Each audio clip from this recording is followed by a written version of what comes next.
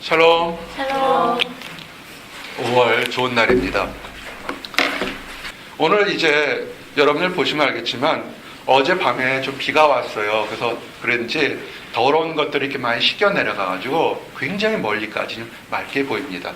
또 날씨가 변덕스러워서 또 지나가는 그런 비도 온다고 하지만 비가 올 때는 오더라도 지금은 굉장히 날이 맑아서 좋으니까 많은 거 보기 바랍니다. 특별히 또 5월달 되면 이 꽃가루 때문에 알러지로 고생하는 사람들 어제 비가 내려서 오늘 아침은 굉장히 상쾌하게 느껴질 겁니다. 하여튼 그렇지만 또 환절기가 돼서 또 이 5월달에 감기 걸린 분들도 되게 많아요. 그러니까 조심하시고 좋은 거 보시고 밝은 거 보시기 바랍니다. 오늘 여러분들에게 특별히 희망에 대한 얘기를 좀 하기를 원합니다. 벌써 청년들이 우리 춥다 눈은 언제 끝이나 그랬더니 벌써 학기말이 다 됐어요. 빠른 친구들은 벌써 이 봄학기가 다 끝나서 학기말 시험 다 끝나서 집에 돌아갈 생각에 이렇게 콩닥콩닥 하는 사람이 있고, 또한 이번 주부터 시작해서 한두 주 사이에 아마 기말고사 끝나는 그런 사람들도 있을 겁니다. 우리 여기 좀 초롱초롱한 우리 자매들 엊그제 입학한 것 같은데 이제 숙녀가 돼서 졸업하는 날이 됐습니다. 앞으로 이제 3, 4주면 졸업식하고 세상 밖으로 나가는 그런 축복된 시간이 됐습니다. 늘 느끼지만 정말 세월은 정말 빠른 것 같습니다. 우리가 이 빠른 세월에 어떻게 살아야 되는지 한번 좀 생각해 보기를 원합니다. 빠른 세월 속에서 정말 많은 것들을 내게 유익하고 내가 희망을 가질 거라고 이렇게 잡고 있는 것이 있지만 너무나 빨리 흘러가고, 또한 이것을 가지면 내가 안전하겠지, 내가 튼튼하겠지 하는 것이 엎어지고 변화되는 것을 너무나 많이 보게 됩니다. 그래서 이것을 얻으려고 노력했던 그 많은 수고들이 때로는 헛된 것, 안타까운 것으로 드러날 때가 굉장히 많습니다. 그래서 오늘 그런 것들을 또 얻는 것이 나쁜 것은 아니고 또 허무한 것은 아닙니다. 우리의 삶에서 최선을 다해서 우리의 보이는 작은 목표들을 이루는 것은 당연한 것이지만, 또한 우리 안에서 작은 목표보다가 큰 것을 놓치면 안타까울 수가 있으니까 과연 하나님은 우리에게 무엇을 원하는지, 어떻게 하는지에 대한 얘기를 좀 하기를 원합니다. 오늘 아주 말씀은 4절 뒤는 간단한 예레미야서 말씀이지만 첫 말씀의 시작이 아주 엄하게 시작합니다. 뭐냐면 하나님은 세상 사람들이 힘들고 어려울 때 환경이나 사람, 능력 의지하지 말라고 한 겁니다. 그것을 의지하는 사람은 그것이 그냥 우리는 힘드니까 의지한다고 생각하는데 사실은 하나님께 그 믿음이 떠난 사람이라 이렇게 증거하고 있는 것입니다. 하나님을 떠난 사람은 위기의 순간에 하나님 도와주세요 할 때 오히려 하나님께 도움받지를 못하고 힘든 시간을 받게 될 거라고 이렇게 얘기하셨습니다. 그것이 5절, 6절 오늘 말씀입니다. 여호와께서 이와 같이 말씀하시니라. 무릇 사람을 믿으며 육신으로 그의 힘을 삼고 마음이 여호와에게서 떠난 그 사람은 저주를 받을 것이라. 그는 사막의 떨기나무 같아서 좋은 일이 오는 것을 보지 못하고 광야, 간조한 곳, 건건한 땅, 사람이 살지 않는 땅에 살리라. 아멘. 참 엄한 얘기가 됩니다. 사람 의지하지 마세요. 한번 따라하세요. 사람 의지하지 말자. 사람 의지하지 말자. 이런 마음이 지금 두근반 세근반 여러 가지 마음이 있을 때 사람은 의지하지 마십시오. 늘 얘기하지만 사람은 사랑할 존재고 아껴줘야 할 존재지, 내가 모든 것을 의지하다 보면 그 사람이 싹 빠지면 그대로 넘어지게 돼 있습니다. 사람을 미워하라는 얘기는 아니에요. 사람은 사랑할 존재입니다. 대신 의지하지 마십시오. 오늘 그러면 사람 의지하지 말면 무엇을 해야 되는지, 어떻게 하면 우리가 힘들고 어려울 때 희망을 찾는지에 대한 말씀을 증거하기를 원합니다. 하나님은 첫 번째 참된 희망이 무엇인지를 알고 그것을 찾으라고 얘기했습니다. 사람마다 다양한 환경 속에 살고 있습니다. 정말 넉넉한 환경에 사는 사람이 있고 힘든 환경에 사는 사람이 있고 건강한 사람이 있고 연약한 사람이 있습니다. 믿음이 좋은 사람이 있고 믿음이 지금 어린아이처럼 그런 약한 사람도 있습니다. 우리가 생각하기에 믿음이 좋으면 모든 것이 다 형통할 것이라 생각하는데 그것은 어린아이와 같은 믿음입니다. 믿음이 아무리 좋다 할지라도 그 사람에게도 힘든 날은 다 찾아오게 됩니다. 그러면 우리가 믿음을 키운다 할지라도 힘든 날이 나오기 때문에 어떤 환경 속에서 우리가 다 힘든 환경은 다 누구나 맞기 때문에 어떻게 그 힘든 것을 이겨내는지에 대한 얘기를 증거하기를 원합니다. 성경은 뭐냐면 힘든 날이 찾아올 때 힘든 환경을 보지 말고 하나님을 바라보고 의지하라고 이렇게 얘기합니다. 7절 말씀이 그거였습니다. 예레미야서 17절 7절 말씀이 그러나 무릇 여호와를 의지하며 여호와를 의리하는 그 사람은 복을 받을 것이라. 아멘. 여호와를 의지하는 사람이 복을 받을 것이라 얘기했습니다. 이 하나님이 주시는 소망의 메시지가 이런 것입니다. 삶을 힘들게 하는 어려움의 더위가 여러분에게 찾아온다 할지라도 하나님 안에서 희망을 가진 사람은 물가에 심어진 나무처럼 보호와 위로를 받을 것이라는 것입니다. 뉴잉글랜드의 나무들이 참 푸르러요. 보게 되면 물이 참 많아요. 그죠? 다른 그 중부나 텍사스 이쪽에 보면 참 나무들이 없어요. 이렇게 드라이브를 할 때 참 답답했던 것이 뭐냐면 땅은 넓은데 정말 나무들이 없어요. 그리고 물도 별로 없고요. 근데 여기는 참 물도 많아서 겨울에 보면 다 죽은 마른 나무 같이 같은데 그 뿌리가 물가에 심어져 있으니까 때가 되니까 지금 얼마나 이쁜지 모르겠습니다. 물론 학기말 돼서 바쁠지 모르겠지만 여러분이 조금만 밖으로 나가게 되면 차를 몰거나 대중교통 몰고 나가게 되면 참 아름다운 것들 참 많이 보게 됩니다. 아름다운 새나 꽃들을 참 많이 보게 됩니다. 물질적으로, 영적으로, 감정적으로 메말라가는 그런 환경의 위협 속에서도 희망을 가진 사람은 영혼이 마르지 않고 결실할 것이라는 것입니다.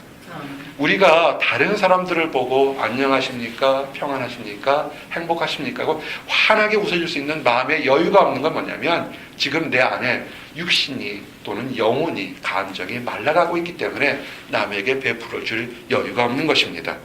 어떻게 하라고요? 하나님을 의지하게 되면 그 거친 환경이 다가온다 할지라도 샘이 솟듯이 계속 축복이 쏟아서 우리가 다른 사람에게도 웃을 수 있는 그런 축복이 있는 것입니다. 하나님의 말씀을 믿고 나가시기 바랍니다. 하나님이 뭐라고 했습니까? 오늘 8절 여러분 성경 가지고 계세요? 17장 8절 함께 읽기를 원합니다. 예레미야서 17장 8절 여러분에게 주신 말씀입니다. 시작. 그는 물가에 심어진 나무가 그 뿌리를 강변에 뻗치고 더위가 올지라도 두려워하지 아니하며 그 입이 청청하며 가무는 해에도 걱정이 없고 결실이 그치지 아니할 같으리라. 아멘. 네. 여러분들의 지금 상황 속에서 지금 내가 마치 마른 가문처럼 이렇게 고단한 사람 심령이 있을 거라고 봅니다. 육신이 아플 수도 있고요. 또는 물질이 바짝 말라서 통장에 잔고가 다 떨어져서 가물을 수도 있고요. 먹고 마시는 거 괜찮은데 뭔지 모르게 영혼이 메말라 있는 사람이 있을 겁니다. 그럼 오늘 말씀처럼 이런 가문해에도 하나님 말씀대로 따라 살면 걱정이 없을 거라고 얘기를 했습니다.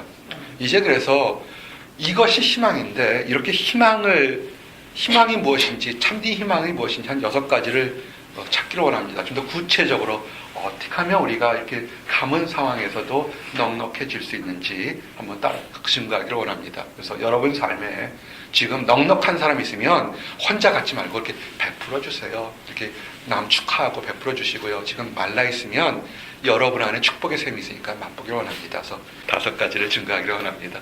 함께 따라 하시기 원합니다. 하나님을 경외하라. 하나님을 경외하라. 네, 힘들고 어려울 때 힘든 거 보지 말고 하나님을 경외하시기 바랍니다. 참된 희망이 뭐냐면 위기의 순간에 하나님의 말씀을 듣는 것입니다. 하나님의 말씀은 성도에게 화평을 주기 때문에 그렇습니다. 그 위로의 말씀을 듣고 믿는 사람에게 참된 희망이 있는 것입니다. 지금 여러분 힘들 때 하나님 말씀을 최근에 내 생활에 얼마나 듣고 읽었는지를 한번 돌아보시기 바랍니다. 하나님의 구원은 사람이 생각하는 것보다 훨씬 가까운 데 있습니다. 환난의 순간이 찾아올 때 평안하게 하는 위로를 드리려고 사람에게나 또는 친숙한 사물에게 의지하지 마시기 바랍니다. 거기서 그쪽에다가 마음을 두는 것이 그게 세상의 유혹에 마음을 두는 것입니다. 이런 것들 사람이 괜찮을 거야 이렇게 사람 말이라든지 내게 필요한 약물이라든지 어떤 그런 환경에 의지하는 것은 일시적으로 한시적으로 위로는 줄 수가 있습니다.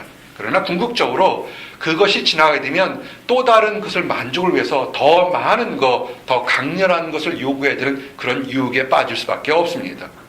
세상적인 것을 통해서 온전한 위로를 받을 것이라는 것은 그 그것은 경우가 정말 찾기가 매우 힘들게 됩니다.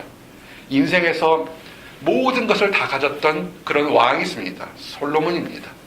물질도 또는 명예도 또 지혜도 모든 걸 다 가졌는데 솔로몬이 그 삶에서 자기 삶을 돌아볼 때 그런 세상적인 그것이 덧없다는 것을 이렇게 고백했습니다. 전도서 1장 2절 3절 보니까 전도자가 이르되 헛되고 헛되며 헛되고 헛되니 모든 것이 헛되도다. 해 아래에서 수고하는 모든 수고가 사람에게 무엇이 유익한가? 아멘. 그래도 그런 얘기 하기 전에 솔로몬처럼 한번 넉넉하게 부자라도 한번 되고 싶습니다. 이런 사람들이 있습니까? 그래서 결론은 똑같을 것 같아요. 아마 중간에 얻을 때는 좀 이렇게 넉넉할지 모르겠지만 솔로몬이 그 모든 것을 다 가지고서 삶을 돌아볼 때 헛되고 헛되니 헛되고 헛되다 하는 것을 우리가 한번 명심하시기 바랍니다. 그러면 정말 참된 위로는 어디 있는가? 그러면 하나님의 말씀을 듣고 그 말씀대로 따를 때 거기 있습니다. 그것이 있다고 또 내가 고백할 때 정말 거기에 위로가 있습니다. 이것이 오늘 이 작은 목자만의 고백입니까? 아닙니다. 정말 수없이 많은 사람들이 내가 위기의 순간에 정말 간절한 그런 어려운 순간에 하나님 말씀을 듣고 그대로 따랐더니 내게 위로가 왔다라고 고백하는 허다한 증인들이 수없이 많다는 것을 기억하시기 바랍니다. 히브리서 말씀처럼 히브리서 12장 1절 2절 말씀처럼 이러므로 우리에게 구름같이 둘러싼 허다한 증인들이 있으니 모든 무거운 것과 얽매기 쉬운 죄를 벗어버리고 인내로서 우리 앞에 당한 경주를 하며 믿음의 주여 온전케 하시는 이인 예수를 바라보자. 그는 그 앞에 있는 기쁨을 위하여 십자가를 참으사 부끄러움을 개의치 아니하시더니 하나님 보좌 우편에 앉으셨느니라. 아멘. 우리에게 어떤 사람들이 있다고요? 오늘 구름처럼 오늘 하늘 밖에 보세요. 뭉게구름처럼 수없이 많은 허다한 증인들이 여러분이 힘들 때 걱정하지 마. 나도 그렇게 힘들었을 때 하나님 말씀만을 믿고 나갔더니 내가 참된 위로받았어. 이것은 진리야 하는 사람들이 그렇게 많다는 것입니다. 그래서 어떻게 하라고요? 인내로서 잠 또한 참고 혹시라도 인내심이 약해서 범죄하고 넘어지는 그런 실수하지 말고 기다려라. 이런 얘기를 했던 것입니다. 하나님이 세상을 창조하셨던 그 목적이 분명히 있다고 했습니다. 세상을 창조하고 사람을 창조하는 것이 뭐냐면 화평, 피스를 여러분에 주시기 위했던 것입니다. 특별히 하나님을 경외하는 사람들에겐 더욱더 많은 화평도 주고 진정한 구원을 주시려는 것이 하나님의 뜻입니다. 위기의 순간에 이런 뜻을 가진 하나님의 뜻을 안다면 정말 그 하나님의 뜻에 기울여서 참고 인내하시기 바랍니다. 시편 85편 8절에서 9절 내가 하나님 여호와께서 하신 말씀을 들으리니 무릇 그의 백성 그의 성도들에게 화평을 말씀하실 것이라. 그들은 다시 어리석은 대로 돌아가지 말지로다. 진실로 그의 구원이 그를 경외하는 자에게 가까우니 영광이 우리 땅에 머무르리이다. 아멘. 시편의 저자가 어떻게 했습니까? 위기의 순간에는 뭘 어떻게 한다고요? 하나님 말씀 듣고서 얻겠다 얘기했습니다. 하나님이 여러분의 보호자인 것을 깨달았다면 우리의 삶이 요만큼이든 이만큼이든 변화되어야 된다는 것입니다. 그러므로 또한 하나님께서 변화시켜 주세요. 그러므로 위기의 순간이 다가올 때 좌절하지 말고 승리의 순간에 오히려 내 능력이 아니니까 교만하지 마시기 바랍니다. 어떤 사람이 교만한 사람인지를 증거하기를 원합니다. 하나님의 도움을 무시하는 사람이 있어야 하나님이 어디 있어? 내 뜻대로 살 거야 하는 사람이 그 사람이 마음이 교만한 사람입니다. 또한 하나님의 도우심을 있다는 것을 알면서도 나는 부족할 거야, 나는 안 돼 하고 좌절하는 사람, 이 사람도 교만한 사람입니다. 하나님이 자신의 분수를 깨닫지 못하는 그 교만한 마음이나 하나님의 도우심이 있는 걸 알면서도 일부러 무시하고 포기하는 사람, 이 두 사람이 다 교만한 것입니다. 겸손한 마음이 어떤 사람이냐면요, 내게 능력 주시는 분이 하나님이라고 인정하는 사람이 겸손한 사람입니다. 승리할 때 내 힘이 아닌 하나님의 도우심으로 이겼다고 인정하는 마음이 겸손한 사람입니다. 실패하고 좌절과 낙심이 찾아올 때 할지라도 하나님만이 나의 반석이기 때문에 나는 다시 일어설 거라고 믿는 것이 그것이 겸손한 마음입니다. 그러면 우리가 겸손한 사람이 되고 생활이 변했다면 주님 안에서 새롭게 형제와 자매가 된 사람들과의 관계가 달라져야 됩니다. 여러분 서로가 주님 안에서 형제 자매인 것을 믿으십니까? 아멘. 육신의 형제 자매들한테 우리가 잘합니다. 근데 교회 안에서 하나님 안에서 거듭난 우리가 주님 안에서 형제 자매인 것을 믿으시기 바랍니다. 그러면 이 형제 자매가 됐다는 것을 보면 이 성도들이 서로 인정하고 합력해서 도움을 받으려고 하는 것이 겸손한 사람입니다. 하나님을 믿는다고 하면서 교만한 사람은 뭐냐면 승리의 순간에 혼자 있습니다. 내가 잘했어. 내가 열심히 노력했기 때문에 얻은 거야. 이런 사람 교만한 사람입니다. 그리고 다른 사람 인정하지 못하는 사람이 있어요. 나는 우리 교회가 정말 눈을 맞추면 90도 인사하는 그런 정치인들처럼 겸손한 사람이 됐으면 좋겠습니다. 왜 그런 줄 아십니까? 다른 사람 보고 인사하지 못하는 사람, 그건 지극히 교만한 사람입니다. 하나님이 칭찬하지 않고 복도 주지 않습니다. 그가 아무리 방언으로 기도하고 아무리 11조를 많이 갖다 바친다 할지라도 그는 어리석은 사람입니다. 왜 그런 줄 아십니까? 내 안에 누가 있습니까? 하나님의 영이 있습니다. 여러분 안에 누가 있습니까? 하나님의 영이 있습니다. 여러분과 나와 다른 점은 뭐냐면 여러분들은 아주 이쁜 가죽옷으로 찐 멋진 그런 그릇이라면 나는 좀 흐트러지고 찢어지고 금이 간 그런 세월에 빛바른 그런 그릇일 것입니다. 그렇지만 이 그릇 안에 있는 보배 하나님의 영은 똑같습니다. 우리가 보는 것이 형제자매라 보는 것이 어떤 의무를 보는 것도 아니고 어떤 가진 것을 보는 것이 아닐 겁니다. 서로 하나님의 영이 담기고 축복이 담긴 성도를 보기 때문에 인정하고 축복하고 권면하는 것이 그것이 축복인 것입니다. 다른 사람의 장점을 인정하십시오. 그 다음에 또한 다른 사람이 아파할 때 그 사람의 아픈 마음을 내 마음처럼 동감하지 못한다면 그 사람은 교만한 사람입니다. 하나님만이 여러분만을 사랑하지는 않습니다. 한 사람만을 사랑하지 않습니다. 하나님은 이 사람도 사랑하지만 저 사람도 사랑한다는 것을 믿고 따르시길 바랍니다. 아멘. 그래서 위기의 순간에 넘어지는 사람은 어떠냐면 나만 옳아요, 나만 강해요 하고 다른 사람들을 무시하는 사람은 그 사람은 넘어질 수밖에 없습니다. 위기의 순간에 어떻게 해야 되겠습니까? 여러분의 지금 위기가 있습니까? 인정하십시오. 다른 성도의 얘기를 인정하시고 다른 사람과 함께 연합할 때 새로운 힘과 능력이 있다는 것을 인정하시기 바랍니다. 전도서 말씀이 뭡니까? 두 사람이 한 사람보다 나음은 그들이 수고함으로 좋은 상을 얻을 것임이라. 혹시 그들이 넘어지면 하나가 그 동물을 붙들어 일으키려니와 홀로 있어 넘어지고 붙들어 일으킬 자가 없는 자에게는 화가 있으리라. 또 두 사람이 함께 누우면 따뜻하거니와 한 사람이면 어찌 따뜻하리야. 한 사람이면 패하겠거니와 두 사람이면 맞설 수 있나니 세 겹줄은 쉽게 끊어지지 아니하니라. 아멘. 전도서 4장 9절 12절입니다. 지금 여러분이 어떻게 있는지를 늘 기억하시기 바랍니다. 보스턴에서 힘든 게 뭐냐면 외로워하는 사람들이 많다는 것입니다. 왜 그럴까요? 우리가 하나님을 믿는 믿음이 아는데 변해야 되지 않기 때문에 그렇습니다. 변하십시오. 하나님을 믿는다면 우리 성도들을 바라보는 시각이 하나님을 아직 안 믿는 사람과 뜻한 시각이 변해야 됩니다. 주님의 능력으로 승리한 사람이 그리고 그 승리한 것을 가지고 다른 사람을 칭찬해주고 인정해주고 또는 연미해주고 격려해주는 사람이 그 사람이 겸손한 사람입니다. 옆에 사람이 연단의 시기가 있습니다. 우리가 믿음이 좋다고 해서 축복만이 오는 것이 아니라고 이미 증거했습니다. 믿음이 아무리 좋아도 연단의 시기가 있다는 것을 우리는 다 인정합니다. 그러면 그렇게 연단의 시기 있을 때 어떻게 해야 되겠습니까? 그 사람을 책망해야 되겠습니까? 아닙니다. 그 사람이 받는 연단을 우리가 이해해가지고 같이 연민의 마음을 가지고 사랑을 베풀어주는 사람, 그 사람이 겸손한 사람입니다. 그래서 이제 승리할 때나 연단을 받을 때도 하나님의 말씀을 의지하는 사람, 그 사람이 겸손한 사람인 것을 아시고 우리 모두가 그렇게 되기를 원합니다.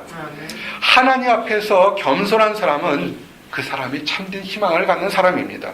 이런 사람은 하나님으로부터 복을 받을 것이라고 증거되어 있습니다. 잠언 16장 18절에서 20절 직접적으로 표현했습니다. 교만은 패망의 선봉이요 거만한 마음은 넘어짐의 앞잡이니라. 겸손한 자와 함께하며 마음을 낮추는 것이 교만한 자와 함께하며 탈취물을 나누는 것보다 나으니라.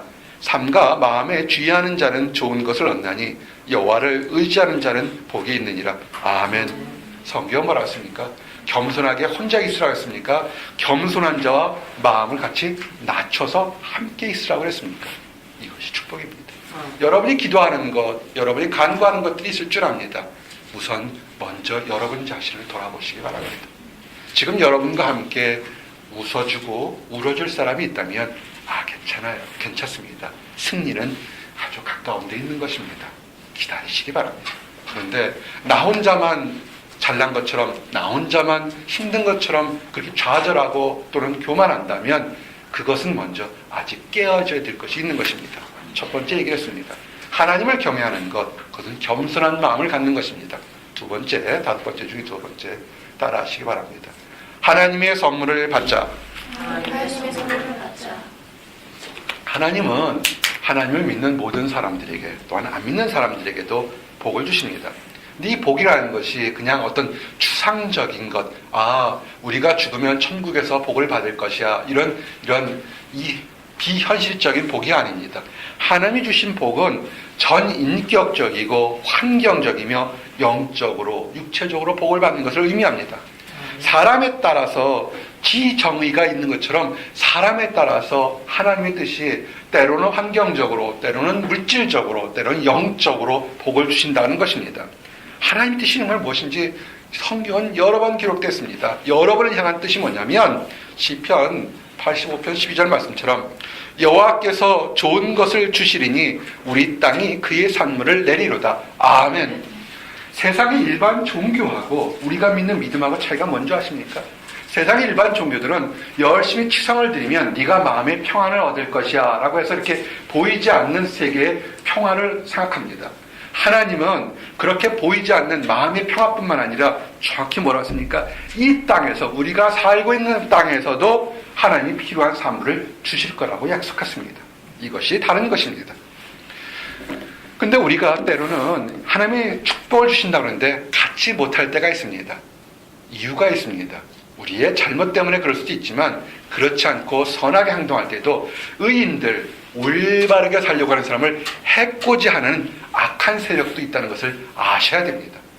악한 세력들이 의인들을 해코지할 때 때로는 영적으로 깨어있으면 그들을 알 수 있지만 때로는 연약하고 때로는 무지해서 악한 세력들이 우리를 해치는 것을 알지 못할 때가 있습니다.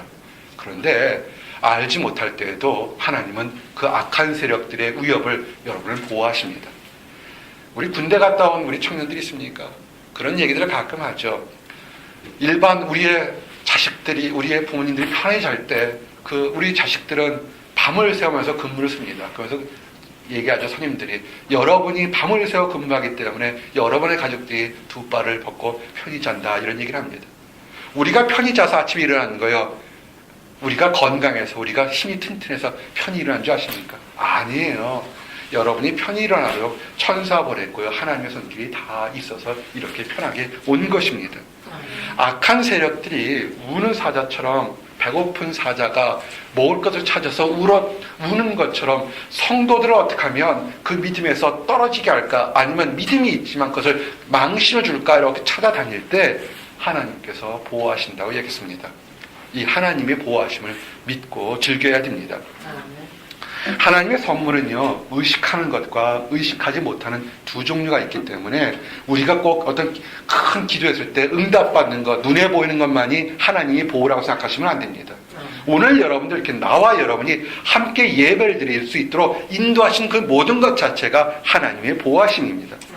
시편 35편 7절에서 8절에 보니까 그들이 까닭없이 나를 잡으려고 그들의 그물을 웅덩이에 삼키며 까닭없이 내 생명을 해하려고 함정을 팠사오니 멸망의 순식간에 그들에게 닥치게 하시며 그가 숨긴 그물에 자기가 잡히게 하시며 멸망 중에 떨어지게 하소서. 아멘. 성도들을, 믿는 사람들을, 올바르게 살려는 사람들을 넘어지려는 그런 위협을 하나님이 아시고 오히려 그렇게 더러운 꾀, 악한 꾀를 가진 사람들을 망하게 하는 것이 하나님 뜻이라는 것을 믿으시기 바랍니다. 그래서 우리가 열심히 깨어있을 때만 하나님이 보호하시는 것이 아니라 우리가 알지 못할 때도 하나님이 보호하시는 것을 알고 다윗은 이렇게 고백했습니다. 시편 18편 2절처럼 여호와는 나의 반석이시요 나의 요새시요 나를 건지시는 이시요 나의 하나님이시요 내가 그 안에 피할 나의 바위시요 나의 방패시요 나의 구원의 뿌리시요 나의 산성이시로다. 아멘. 지금 여러분 힘들다고 해서 하나님이 여러분을 멀리하는 게 아닙니다. 여러분 힘든 여러분이 더 넘어지고 더 타락하고 더 범죄하지 않도록 지켜주셨기 때문에 오늘날 여러분이 있던 것을 기억하시기 바랍니다. 아멘. 이제 세 번째 함께 고백합니다. 고독감에서 해방되자. 고독감에서 해방되자. 힘들고 어려울 때 뭐라고 했습니까? 절대로 혼자 있지 말라고 그랬습니다. 고독감에서 해방되시기 바랍니다. 하나님이 주신 축복은 뭐냐면 연합입니다. 하나님이 성도의 아버지가 되시고요. 성도들은 하나님의 자녀가 됩니다. 그러므로 우리 성도들은 하나님의 자녀이기 때문에 더러 남녀든 노소든 또는 서로 알지 못하던 사람들끼리 연합할 수 있는 능력과 근거가 거기 있는 것입니다. 성도와 성도가 그리고 성도가 성령님과 연합되어 있을 때 그때 축복이 있는 것입니다. 그러므로 하나님의 자녀가 되었다고 하면서도 성도가 연합하는 것을 인정하지 못하거나 싫어한다면 한 번쯤 그 사람의 믿음의 근원을 생각해 봐야 됩니다. 성도와 성도들, 이 하나님의 자녀들을 의도적으로 이렇게 반목시키고 깨트리는 그런 사람이 있다면 정말 그 사람이 하나님의 자녀인지를 다시 심각하게 생각해 봐야 됩니다. 이렇게 성도가 연합하는 걸 싫어하는 사람들이 있습니다.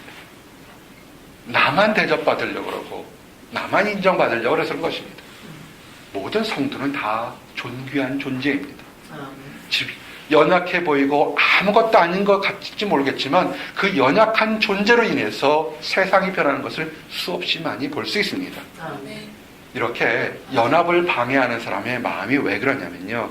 그 사람 마음은 메마른 광해 같은 마음을 가졌고 척박한 삶을 살고 있기 때문에 그렇습니다. 아무리 물질을 많이 가지고요.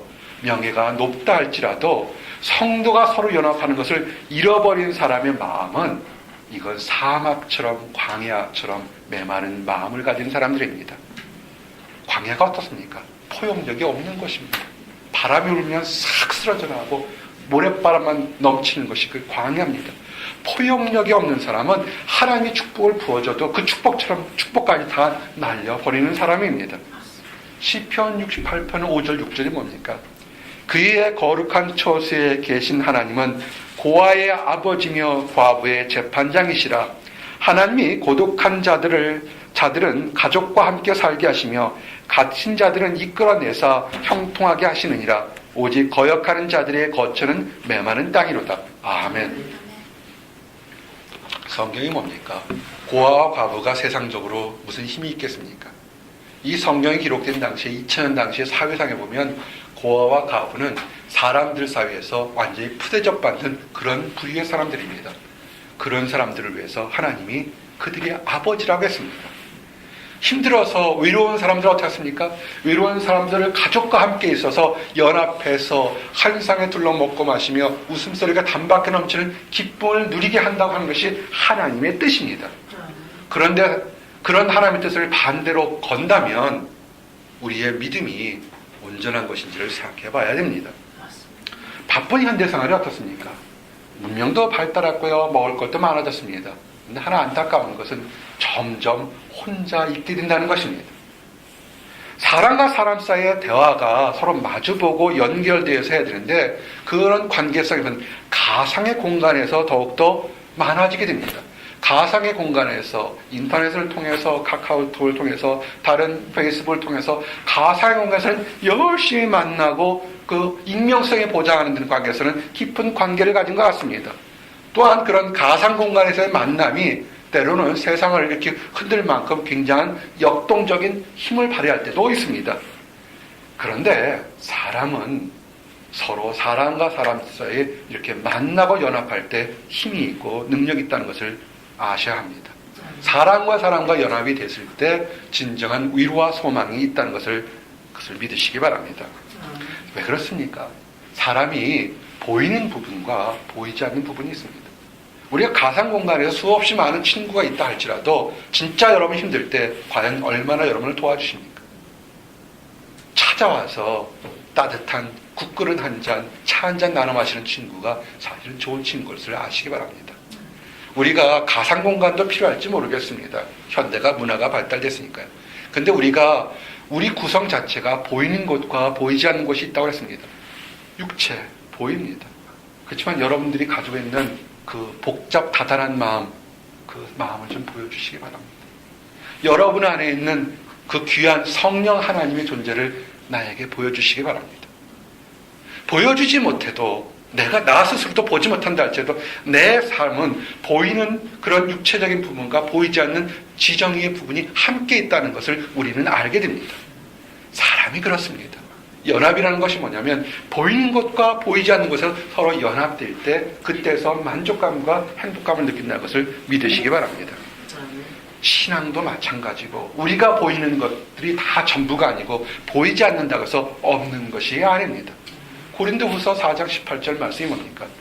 우리가 주목하는 것은 보이는 것이 아니요 보이지 않는 것이니 보이는 것은 잠깐이요 보이지 않는 것은 영원함이라. 아멘. 눈에 보이지 않는 하나님이지만 마치 어미새가 날개를 펴서 새끼를 품어서 보호하듯이 성도들에게 안전과 평안을 허락하신다고 믿는 이 믿음, 이것이 축복된 믿음인 것입니다. 눈에 보이지 않는 하나님이 보이는 성도 하나님을 이렇게 축복한다는 것, 이럴 때 세상은 달라지기 시작합니다. 눈에 보이는 것과 보이지 않는 것에서 우리가 보호받는 것을 깨닫고 고독감을 이겨내시기 바랍니다. 시편 36편 7절 8절 말씀처럼 하나님이여 주의 인자하심이 어찌 그리 보배로우신지요 사람들이 주의 날개 그늘 아래에 피하나이다. 그들의 주의 집에 있는 살찐 것으로 풍족할 것이라. 주께서 주의 복락의 강물을 마시게 하시리이다. 아멘. 여러분이 있을 때 외롭다는 그런 고독감을 그걸 자시 보시기 바랍니다. 하나님이 보이지 않지만 여러분을 어미새가 날개를 피듯이 품어주고 계신 것을 믿으시기 바랍니다. 이제 네 번째, 5개 중에서 네 번째, 역경에서 있으면 다시 일어나시기 바랍니다. 희망이 있는 사람은 하나님 안에서 혼자가 아닌 것을 믿는 사람입니다. 이런 사람은 환난이 찾아와서 그 사람의 삶이 실패로 넘어졌다 할지라도 다시 일어나는 사람입니다. 목회할 때 즐거움이 뭔지 아십니까? 힘들고 어렵고 정말 여러분의 삶을 다 여러분 앞에 고백할 수 없지만 참 힘든 날이 많습니다.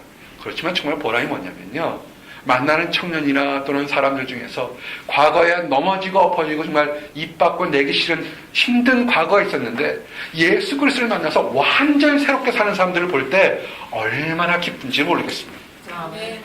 그 사람은요, 역경에서 승리한 그런 위대한 승리자인 것입니다.